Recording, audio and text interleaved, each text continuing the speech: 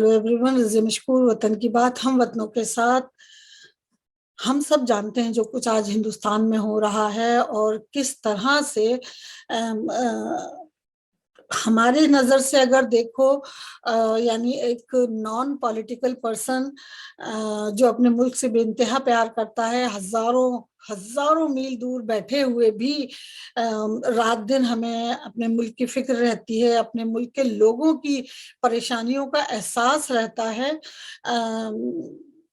लेकिन आज खुद मेरा दिल बहुत परेशान है, बहुत उदास है, क्योंकि जब से यानी कल रात से जब से मैंने देखा कि किस तरह से चाइना ने हमारे मुल्क की सरजमीन पर नए साल का जश्न मनाया और अपना झंडा लहराया है, वो सीन देखकर मैं खासी डिस्टर्ब रही और मैं समझ नहीं पा रही थी कि नेशनलिज्म के नाम पे मेरे मुल्क में क्या हो रहा है। इतनी तकलीफदेह चीज है ये कि खुद को नेशनल और हम जैसे सवाल करने वालों को एंटी नेशनल बताने वाली ये पार्टी किस तरह से अपने मुल्क का सौदा कर रही है, किस तरह से अपने मुल्क को मतलब दोनों हाथों से बर्बाद कर रही है, ये काबिल कबूल नहीं है। लेकिन बहरहाल आप देख ही रहे, मेरे साथ साथ वीडियो चल रहा है। मैंने चाइनीज का जो नेशनल एंथम है वो उन्होंने बजाया हुआ है और मैं नहीं चाहती कि किसी भी मुल्क के नेशनल एंथम को डिसरिस्पेक्ट फुली मैं दिखाऊं, क्योंकि हम बैठ कर कोई भी नेशनल एंथम हम बैठ कर नहीं सुन सकते हैं, हमें उसके लिए खड़ा होना पड़ता है, चाहे वो नेशनल एंथम हमारे मुल्क का हो या किसी भी मुल्क का हो, हमें उसकी रिस्पेक्ट करनी है। लेकिन ये काश ये सारा सीन काश मेरे मुल्क की सरजमीन पर ना हुआ होता। ये चाइना वहां अपने मुल्क में इसको सेलिब्रेट करता तो हम भी सेलिब्रेट करते, लेकिन हमारे मुल्क पर वो सरजमीन हिंदुस्तान जो हमारे पुरखों के खून से सींच कर गुलो गुलजार की गई है, उस जमीन पर ये झंडा या इस तराने का नेशनल एंथम का बजाया जाना आज मुझे दुखी कर गया है। बहरहाल ये खबर थी जो मैं आपके साथ शेयर करना चाहती थी। उसके बाद मैं सीधी डायरेक्ट बहुत ज्यादा कुछ इधर उधर की बात नहीं करूंगी, मैं सिर्फ आज बात करूंगी जिस तरह से धर्म सांसद ने नफरत के बीज जो ये लोग पिछले 7 साल से बो रहे हैं, हिंदू मुस्लिम कर रहे हैं, जिस तरह से आज उन बीजों में कौपले फूटी हैं, जो धर्म संसद के नाम पर पहले हरिद्वार में और फिर उसके बाद रायपुर छत्तीसगढ़ में, उसने बहुत सारे लोगों को सोचने पर और न सिर्फ हम जैसे सवाल करने वालों को, बल्कि उन लोगों को भी जो कभी इस पार्टी के भक्त थे, सोचने पर मजबूर कर दिया है। मैं आपको एक बात बताती चलूं कि पिछले कई सदियों से, यानी अगर हम ये कहें कि आजादी के फौरन बाद से हिंदुस्तानी मुसलमान ने जो हिंदुस्तान में रह गए बाय चॉइस, उन्होंने अपने मुल्क को, हिंदुस्तान को अपने दिलो जान से चाहा है। और आज इतनी सदियों के बाद, आज जब हमारी तीसरी नस्ल जवान होकर सामने आ गई है आजादी के बाद, आज हम अपने मुल्क में ये ताने सुन रहे हैं कि जाओ पाकिस्तान और जाओ जहन्नुम में। और अब तो पाकिस्तान का भी सवाल रहा। सांसद में जिस तरह आपने देखा कि किस तरीके से उन्होंने हिंदुस्तान से नहीं बल्कि सारी दुनिया से मुसलमानों को और ईसाइयों को निकाल फेंकने का, यानी खत्म करने का, नेस्तो नाबूद करने का प्लान बनाया है, शपथ ली है। सारे वीडियो सोशल मीडिया पर वायरल हैं और आई एम श्योर कि आप सब ने देखे हैं। मगर आज जो हुआ वो, बल्कि कल रात को जो हुआ वो बहुत ही, वो एक अच्छी चीज नहीं है, क्योंकि ये बात आप भी जानते हैं कि अगर चींटी को, छोटी सी चींटी को भी आप बेजा दबाओ तो पलट के वो भी काट लेती है। हम अपने मुल्क में पिछले 70 सालों से ये सुनते आए, मैं सुनती आई हूँ। मैं जब अपना पासपोर्ट लेने गई थी तो मुझे भी यही कहा गया कि जाओ अपने आजम खां को लेके आओ, वो ही ला के देंगे तुम्हें। तो हम इस सफर से गुजर चुके हैं और हम आदी भी हो चुके हैं शायद, कहीं ना कहीं सुन लेते हैं और आगे बढ़ जाते हैं कि होगा भाई, कहते रहो, एक दिन तुम खुद खामोश हो जाओगे। लेकिन 70 साल में ये खामोश होने के बजाय अब हमारे सरों पर ये जो है तातैया करना शुरू कर दिया है इन्होंने। तो मैं आपको बताऊं कि देहरादून में यानी सांसद, धर्म सांसद जो हुई उत्तराखंड हरिद्वार में और उसके बाद रायपुर छत्तीसगढ़ में, उन दोनों में जब मुसलमानों को ललकारा गया, जब 110 करोड़ हिंदुओं से ये कहा गया कि आप अपने हाथों में हथियार उठा लो, इन मुसलमानों को, इन मुल्लों को खत्म करना है, उसका रिएक्शन आया है।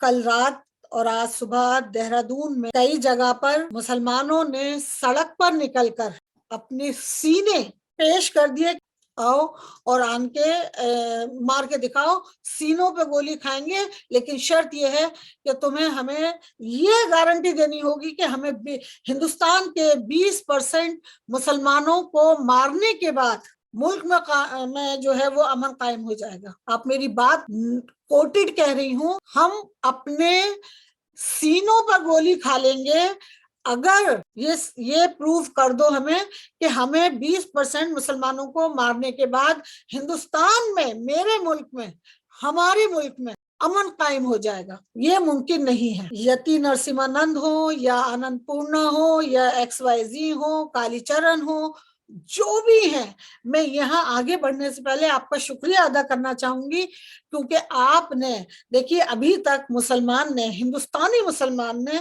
बहुत सब्र और तहम्मुल का सबूत दिया है। चाहे वो बाबरी मस्जिद की शहादत पर बयान आया हो, चाहे गवर्नमेंट हुकूमत ने और हमारी अदालतों ने ये जानते बूझते और एक्सेप्ट करने के बाद कि यहाँ कोई मंदिर नहीं था, मस्जिद ही थी, लेकिन क्योंकि ये आस्था का सवाल है, हम ये जगह मंदिर को दे रहे हैं, उसके बावजूद हमने और हिंदुस्तानी मुसलमान ने सब्र तहम्मुल का सबूत दिया था। लेकिन डायरेक्ट उनको ललकार कर आपने अच्छा नहीं किया, क्योंकि ये किसी और के लिए नहीं, लेकिन मुल्क में खाना जंगी की सूरत हाल पैदा कर सकता है। आपको मालूम होना चाहिए कि जो मुसलमान पिछले 70 साल से आपकी घुड़कियां खाकर, मार्जिनलाइज होकर, खामोश होकर, बेतहाशा इल्जाम, बेतहाशा जहाद अपने सरों पर लेकर भी खामोश बैठा था, लेकिन प्रॉफिट मोहम्मद सल्लल्लाहु अलैहि वसल्लम की बारे में कुछ भी गलत कोई मुसलमान बर्दाश्त कर ही नहीं सकता।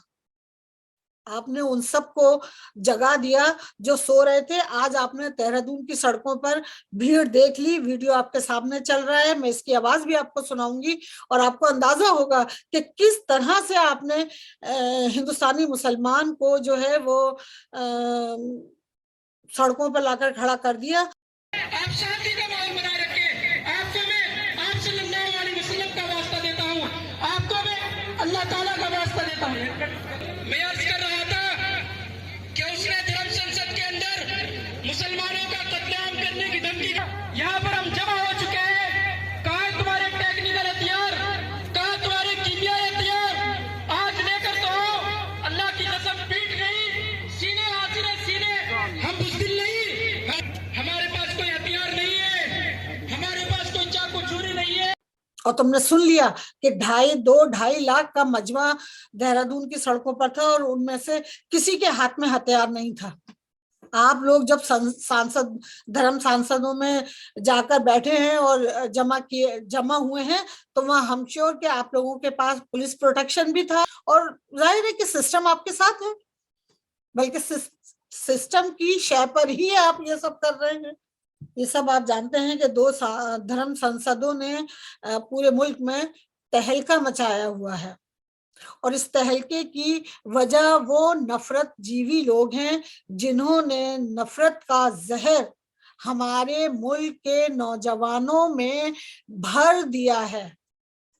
नफरत के जो टेंडर भरे हैं आप लोगों ने, वो अब एक एक करके खुलने लगे हैं और सिर्फ 7 सालों में आपके असली चेहरे सामने आ गए हैं। हमें जरूरत नहीं है ये बताने की कि इसका अंजाम क्या होगा।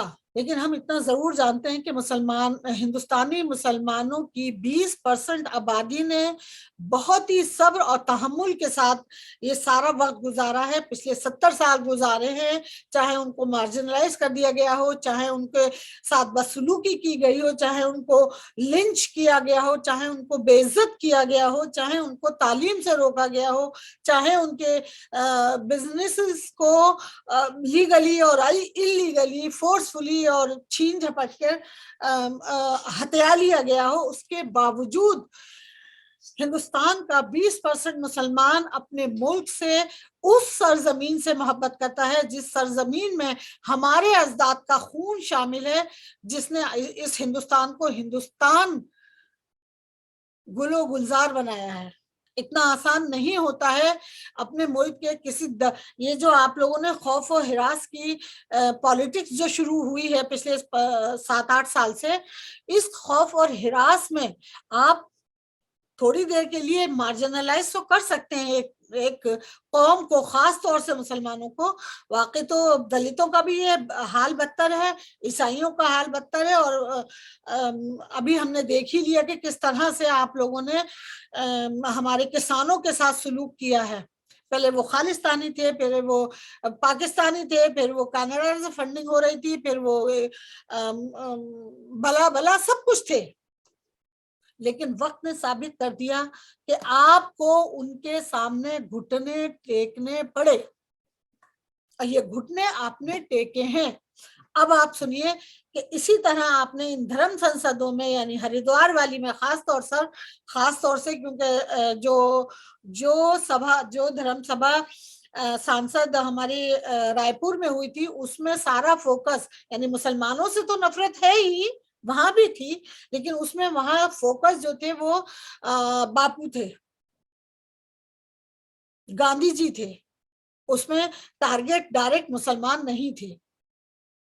लेकिन जो सांसद हरिद्वार में हुई है, उसका सीधा सीधा टारगेट सिर्फ और सिर्फ मुसलमान थे।